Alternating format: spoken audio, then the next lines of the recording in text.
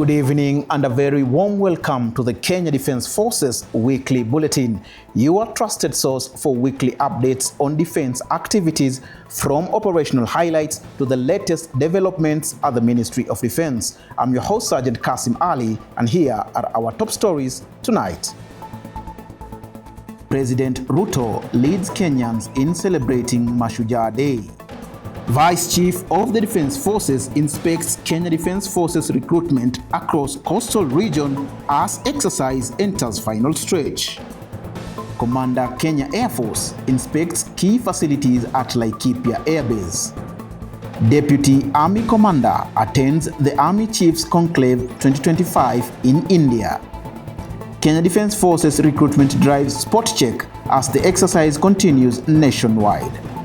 And in sports, Ulinzi Taekwondo team dominates at Nakuru Open League.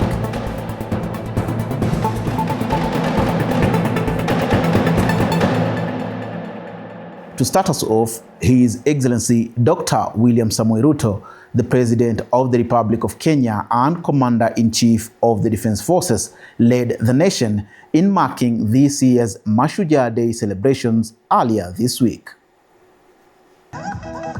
The event, held at Ithokwe Stadium in Kitui County, was graced by dignitaries across Africa, including the President of Senegal, His Excellency Bassirou Diomaye Faye, and Mozambique's Prime Minister, Her Excellency Maria Benvida Levi. In his address, President Ruto lauded the courage and sacrifice of Kenya's heroes and heroines, from the freedom fighters of the past to today's men and women driving the country's progress.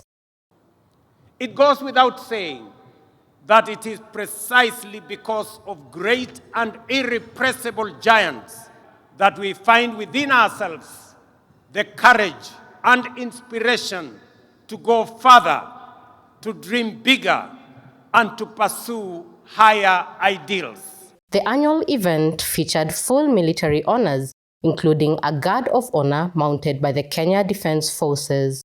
The audience was treated to a colorful march past and a spectacular aerial display by the Kenya Air Force. On to our recruitment drive, the Vice Chief of the Defence Forces, Lieutenant General John Omenda, has reaffirmed the Kenya Defence Forces' commitment to transparency and fairness as the nationwide recruitment exercise enters its final stretch across the country. Touring recruitment centers in Mombasa and Kilifi counties, Lieutenant General Omenda expressed satisfaction with the progress, praising both the recruitment teams and the high turnout of determined young Kenyans eager to serve. He noted that the process remains fair, credible, and corruption-free, thanks to close collaboration with agencies such as the Ethics and Anti-Corruption Commission, National Intelligence Service, Directorate of Criminal Investigation, and the National Police Service. In Kilifi and Mombasa, the Kenya Defence Forces recruitment exercises drew hundreds of eager youth, with officers praising their discipline and patriotism. Senior recruiting officers in the coastal counties said the process was smooth but demanding due to the large turnout. At the same time, Vice Chief of Defence Forces, Lieutenant General John Omenda, commended teams and local authorities for upholding fairness, order, and professionalism throughout. Mshindane kati yenu waziwazi na msikubali hongo. Ni kazi ya kujitolea. Kazi ya kujitolea hainunuliwi. Across the country, similar success stories were recorded in Machakos, Nakuru, Lamu, and Wajir counties. In Athi River, Chief Recruiting Officer Brigadier Samuel Kimani said the process had been streamlined through digital tools to ensure inclusivity and eliminate bias. The KDF conforms to the Kenyan Constitution on diversity of the Kenyan people in equitable proportions. And our recruitment teams are going out up to sub-counties, counties. We have a decentralized approach where all our teams are going up to division level to recruit young men and women who qualify for the recruitment. Senior recruiting officers across Gilgil, Lamu, and Habaswein described the exercises as smooth and orderly, commending the candidates' discipline. However, medical officers noted that several applicants were disqualified due to health conditions linked to drug abuse, urging communities to invest in mentorship and health awareness for the youth. In Habaswein, Wajir County, one successful recruit expressed gratitude after receiving confirmation of his enlistment via text message, calling the process transparent and credible. Kuchukuliwa kwangu inanionyesha kwamba nimetumaniwa message kwa SMS. Hapo ndo nikajulikana kama nimechukuliwa. Asanteni sana. The Commander Kenya Air Force Major General Bernard Waliaula has commissioned newly refurbished facilities at Laikipia Air Base as part of ongoing efforts to enhance the welfare of service members. During the visit, Major General Waliaula opened the upgraded swimming pool, which is fitted with a modern water pumping and purification system to ensure cleanliness and smooth maintenance. He also inspected newly renovated changing and shower rooms for both men and women, designed to provide greater comfort and convenience. The Commander Kenya Air Force later toured the women's accommodation area to assess ongoing refurbishment, including improvements to the ablution block, roofing, ceilings, and passageways, works that are steadily progressing. Kenya has once again reaffirmed its commitment to global peacekeeping. The Deputy Army Commander, Major General Mohammed Hassan, represented the Commander Kenya Army at the 2025 United Nations Troop Contributing Countries Conclave held in New Delhi, India. The three-day forum brought together army chiefs and senior defense officials from across the world to chart a stronger, more adaptive framework for United Nations peacekeeping. Deliberations focused on enhancing interoperability, leveraging emerging technologies, and reinforcing peacekeeping as a shared responsibility in maintaining global stability. In his address, Major General Hassan said that Kenya has for decades remained a key troop-contributing country, serving as a regional pillar for peace and stability across Africa and beyond. He called for a review of peacekeeping mandates, improved safety measures for personnel, and greater adoption of technology to meet modern security demands. On the sidelines of the meeting, the Kenyan delegation held bilateral talks with representatives from the Indian Army and toured exhibitions by local defense manufacturers. In a move to deepen the cooperation, the director of the International Peace Support Training Center, Major General Charles Mwazige, signed a partnership agreement with India's Center for United Nations Peacekeeping aimed at strengthening joint training and knowledge exchange between the two institutions. Kenya Navy has reaffirmed its commitment to strengthening regional maritime partnerships following a meeting between Deputy Commander Brigadier Sankale Kiswa and Commodore Andrea Bieli, Commander of Combined Task Force 154 at Navy headquarters in Mtongwe, Mombasa. Their discussion centered on enhancing maritime security cooperation, advancing joint training programs, and building capacity within the Western Indian Ocean region.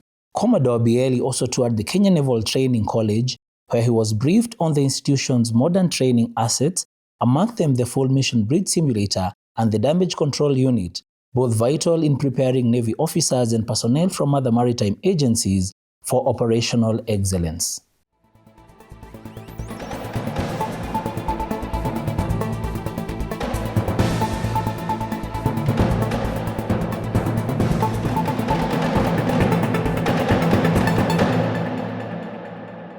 Cybersecurity Awareness Month is a worldwide campaign held each October to educate the public and organizations on the importance of digital security. It serves as a reminder that cyber safety is a collective responsibility, encouraging informed decision-making, stronger defenses, and continuous vigilance against cyber threats. This October, we move from awareness to action. Cybersecurity is no longer just an IT department's problem, but a national duty. From personal devices to business systems, every click, every password, every device is a potential frontline in the defense of our digital world. Each Friday, we'll share one actionable tip, concise, practical, and ready to use. Our social media updates every Monday and Wednesday will help keep cybersecurity top of mind, turning awareness into habit. Because cybersecurity isn't a seasonal sprint, It's a marathon of vigilance. This week's actionable tip: use multi-factor authentication everywhere. Even the strongest passwords can be stolen. Multi-factor authentication adds an extra lock, a code, fingerprint, or face scan that stops attackers cold even if they know your password.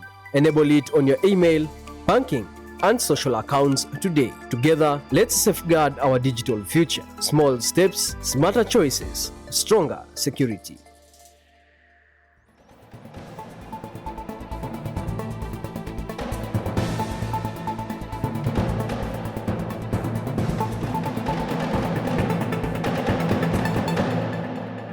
Welcome back. And now crossing borders to Central Africa, Kenyan troops serving under the United Nations Organization Stabilization Mission in the Democratic Republic of Congo, MONUSCO, have intensified security operations in North Kivu province, conducting a long-range patrol across Mbau, Mandumbi, and Mangina.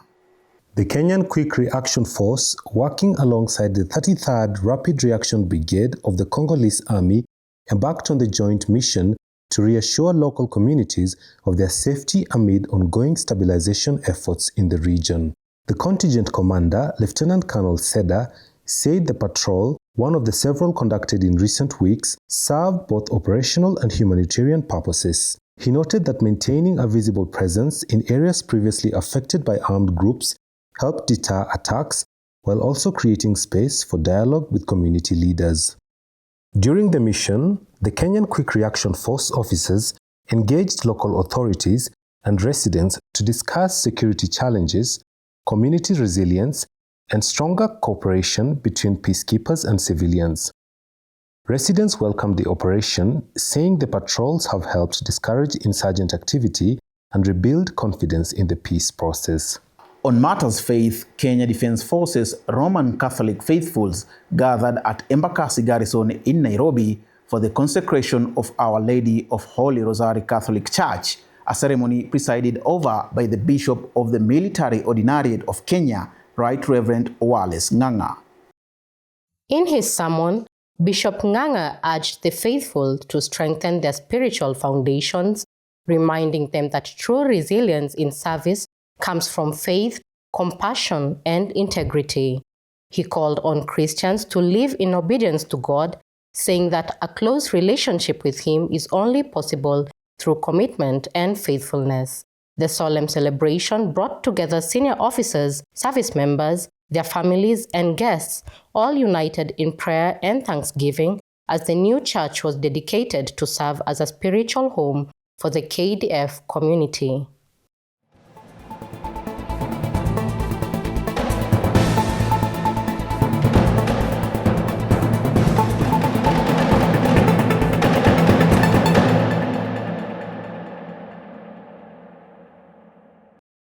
And in sports, the Kenya Defence Forces Ulinzi Taekwondo team has emerged as the overall champions at the Nakuru Open Taekwondo League held in Egerton University, outshining 25 teams from across the country. The team claimed first place in both men's and women's categories, earning them the championship trophy, which they later presented to Base Commander Moi Air Base, Brigadier Herbert Wafula, who also chairs the Defence Forces Taekwondo Association. Brigadier Wafula commended the athletes for their remarkable performance, urging them to sustain their winning momentum through discipline and consistent training. The annual championship not only promotes Taekwondo as a sport of fitness and self-defense, but also contributes to improving national rankings and nurturing future talent for both local and international competitions. Congratulations to Ulinzi Taekwondo team. Elsewhere, Kenya Defence Forces troops stationed in DIF have engaged the local community through a civil-military cooperation outreach featuring a friendly football match with DIF Boys Football Club. The event aimed to strengthen ties between the military and residents while promoting peace and community cohesion in the region. During the engagement, the troops donated new football kits, including balls, nets, and uniforms to the local team, further boosting morale and encouraging youth participation in sports. The officer commanding in charge urged the youth to partner with security forces in maintaining peace and stability emphasizing the shared role of both the community and the military in fostering harmony. Residents expressed gratitude for the initiative, noting that such activities not only inspire unity but also reinforce trust and collaboration between the Kenya Defence Forces and local communities.